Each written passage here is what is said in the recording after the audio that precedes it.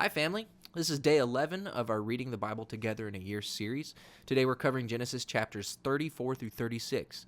Now, where we left off yesterday was that Jacob had come back from Padan Aram, and he's on his way to meet Esau.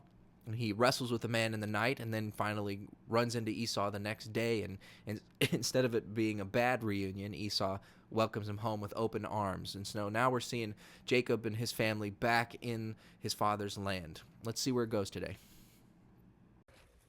Now Dinah, the daughter whom Leah had by Yaakov, went out to see the women of that country. And when Shechem, the son of Hamor the Hivite, who was the chief of that land, saw her, he took her by force and had connection with her. Then his heart went out in love to Dinah, the daughter of Yaakov, and he said comforting words to her. And Shechem said to Hamor his father, Get me this girl for my wife. Now Yaakov had word of what Shechem had done to his daughter, but his sons were in the fields with the cattle, and Yaakov said nothing till they came. Then Hamor, the father of Shechem, came out to have a talk with Yaakov.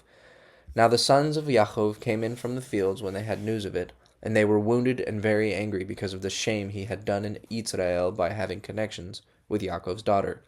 And they said, Such a thing is not to be done. But Hamor said to them, Shechem, my son, is full of desire for your daughter. Will you then give her to him for a wife? And let our two peoples be joined together? Give your daughters to us, and take our daughters for yourself. Go on living with us, and the country will be open to you. Do trade and get property there. And Shechem said to her father and her brothers, If you will give ear to my request, whatever you say I will give to you. However great you make the bride price and payment, I will give it. Only let me have this girl for my wife. But the sons of Yaakov gave a false answer to Shechem and Hamor his father, because of what had been done to Dinah their sister. And they said, It is not possible for us to give our sister to one who is without circumcision, for that would be a cause of shame to us.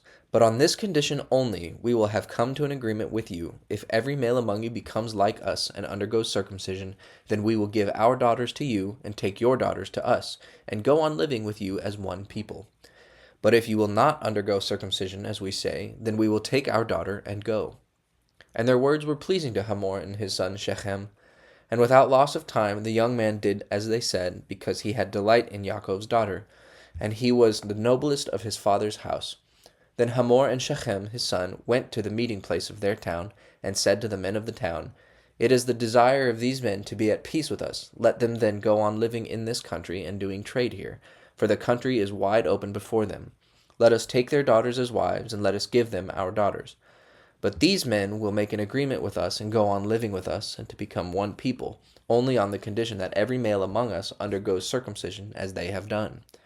Then will not their cattle and their goods and all their beasts be ours? Let us come to an agreement with them, so that they may go on living with us. Then all the men of the town gave ear to the words of Hamor and Shechem his son, and every male in the town underwent circumcision. But on the third day after, before the wounds were well, two of the sons of Yaakov, Shimon and Levi, Dinah's brothers, took their swords and came into the town by surprise, and put all the males to death. And Hamor and his son they put to death with the sword, and they took Dinah from Shechem's house and went away. And the sons of Yaakov came on them when they were wounded, and made waste the town, because of what had been done to their sister. They took their flocks and their herds and their donkeys, and everything in their town and in their fields, and all their wealth and all their little ones and their wives. Everything in their houses they took and made them waste. And Yaakov said to Shimon and Levi, You have made trouble for me, and given me a bad name among the people of this country, among the Canaanites and the Perizzites. And because we are small in number, they will come together against me and make war on me. But it will be the end of me and all of my people. But they said, Were we to let him make use of our sister as a loose woman? And God said to Yaakov, Go up now to Bethel, and make your living place there, and put up an altar there to the God who came to you when you were in flight from your brother Esau. Then Yaakov said to all his people, Put away the strange gods which are among you, and make yourselves clean, and put on a change of clothing. And let us go up to Bethel, and there I will make an altar to God, who gave me an answer in the day of my trouble, and was with me wherever I went. Then they gave to Yaakov all the strange gods which they had, and the rings which were in their ears, and Yaakov put them away under the holy tree at Shechem. So they went on their journey, and the fear of God was on the towns round about, so that they made no attack on the sons of Yaakov. And Yaakov came to Luz in the land of Canaan, which is the same as Bethel, he and all his people. And there he made an altar, naming the place El Bethel, because it was there he had a vision of God when he was in flight from his brother. And Deborah, the servant who had taken care of Rivkah from her birth, came to her end and was put to rest near Bethel, under the holy tree. And they gave it the name of Alon Bachuth. Now when Yaakov was on his way from Padan Aram, God came to him again, and blessing him said, Yaakov is your name, but it will be so no longer. From now your name will be Yisrael. So he was named Yisrael. And God said to him, I am God, the ruler of all. Be fertile and have increase. A nation, truly a group of nations, will come from you, and kings will be your offspring. And the land which I gave to Abraham and Yitzhak I will give to you, and to your seed after you I will give the land. Then God went up from him in the place where he had been talking with him. And Yaakov put up a pillar in the place where he had been talking with God, and put a drink offering on it, and oil. And he gave to the place where God had been talking with him the name of Bethel. So they went on from Bethel, and while they were still some distance from Ephrath, the pains of birth came on Rachel, and she had a hard time. And when her pain was very great, the woman who was helping her said, Have no fear, for now you will have another son. And in the hour when her life went from her, for death came to her, she gave the child the name Ben-Oni, but his father gave him the name of Benjamin. So Rachel came to her end and was put to rest on the road to Ephrath, which is Bethlehem. And Yaakov put up a pillar on her resting place, which is named the pillar of the resting place of Rachel to this day. And Yisrael went journeying on and put up his tents on the other side of the tower of the flock. Now while they were living in that country, Reuven had connection with Bilhah, his father's servant woman, and Yisrael had news of it. Now Yaakov had 12 sons, the sons of Leah, Reuven, Yaakov's first son, and Shimon and Levi, and Yehuda, and Yisachar, and Zebulun. The sons of Rachel, Yosef and Benjamin. The sons of Bilhah, Rachel's servant, Dan and Naphtali. The sons of Zilpah, Leah's servant, Gad and Asher. These are the sons whom Yaakov had in Padan Aram. And Yaakov came to his father Yitzhak at Mamre, at Kiriath Arba, that is, Hebron, where Abraham and Yitzhak had been living. And Yitzhak was 180 years old. Then Yitzhak came to his end and was put to rest with his father's people, an old man after a long life. And Yaakov and Esav, his sons, put him in his last resting place. Now these are the generations of Esav, that is to say, Edom. Esav's wives were women of Canaan, Adah, the daughter of Elon the Hittite, and Ahalibama, the daughter of Anah, the daughter of Zivon the Hivite, and Batsmath, Ishmael's daughter, the sister of Nebaioth. Adah had a son Eliphaz, and Basemath was the mother of Reuel. Ahalibama was the mother of Yeush, Yalam, and Korah. These are the sons of Esav, whose birth took place in the land of Canaan.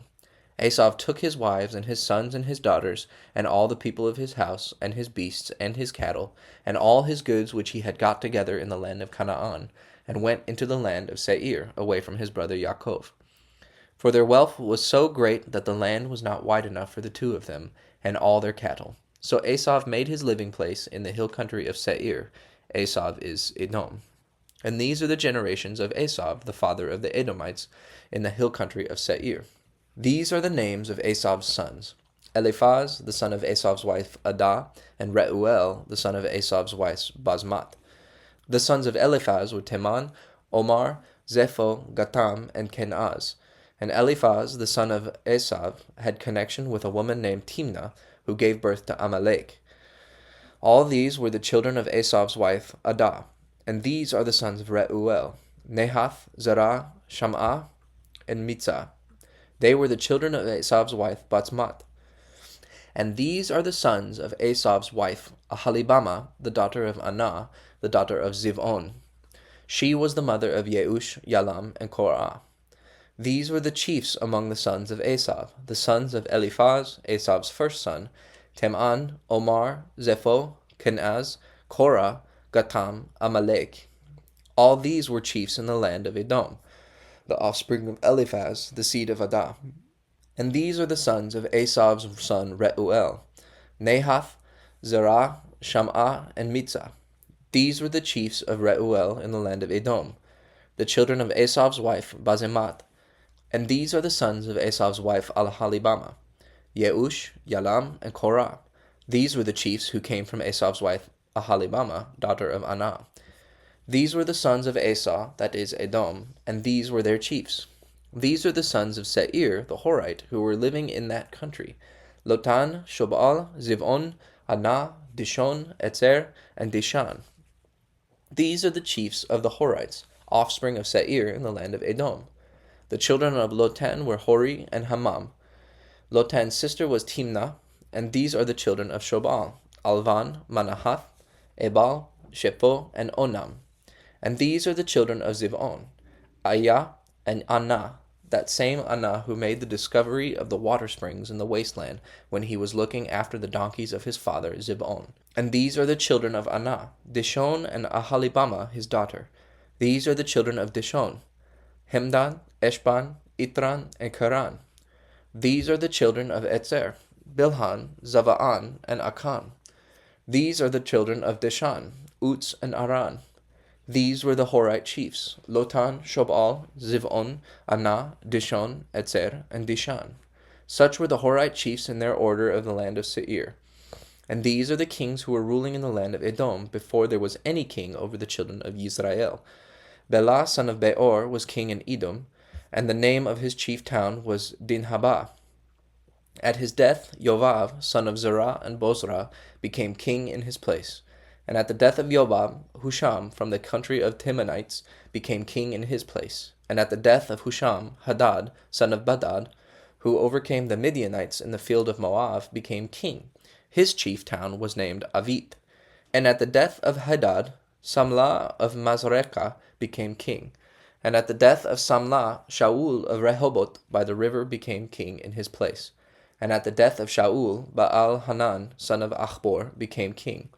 And at the death of Baal-Hanan, Hadar became king in his place. His chief town was named Pa'u, and his wife's name was Mahetavel. She was the daughter of Matred, the daughter of Mezahav.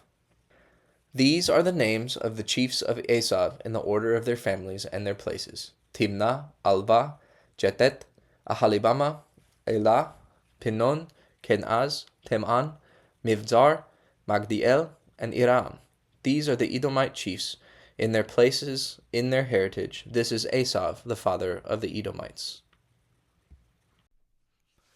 So not much redeemable action happening today. I would like to point out, however, that Exodus chapter 36, which was a very complicated genealogy to get through, is Esau's descendants, the Edomites. And the Edomites play a role in Israel's history as being a problem and doing wrong by Israel on several occasions. But this chapter, written to Israel, for Israel, by Israel, pointing out that Esau's descendants, they've been painting Esau as not that terrible of a figure, and they're pointing out all these different tribes and people that are descended from Esau that I'm sure Israel had encountered in their history. It's just incredible to think about the fact that all these genealogies, especially in the early chapters of Genesis, just are trying to point out the picture that we're all related, we're all human, we're all part of the same human family, and we should think about that before we go around painting each other as the enemy just because they come from a different tribe. So take that with you today as you have I'm sure what will be a wonderful day.